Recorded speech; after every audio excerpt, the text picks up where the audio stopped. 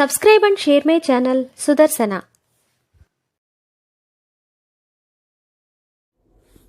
ఓం శ్రీ లక్ష్మీ నృసింహస్వామినే నమః. శ్రీ గురుభ్యో నమః. నరసింహ శతకము 35వ పద్యము.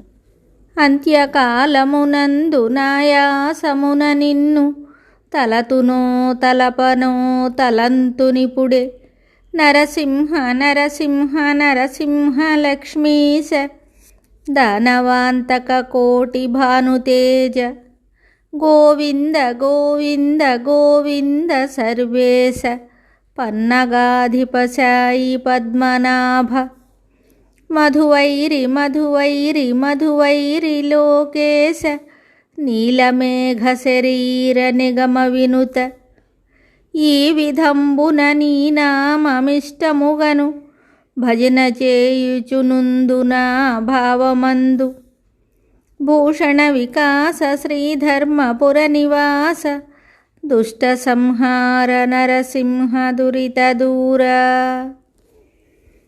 ఈ పద్యమునకు భావము: ఓ నరసింహస్వామి, ప్రాణావసాన కాలమున బాధచే నిన్ను తలచగలనో లేనో ఏమో.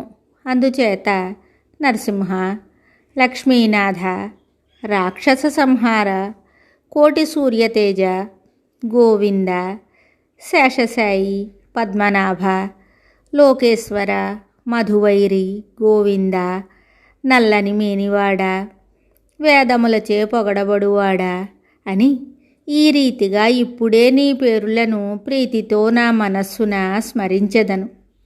మరి ఒక పద్యముతో మళ్ళీ కలుద్దాం. శుభం. Subscribe and share my channel Sudarsana.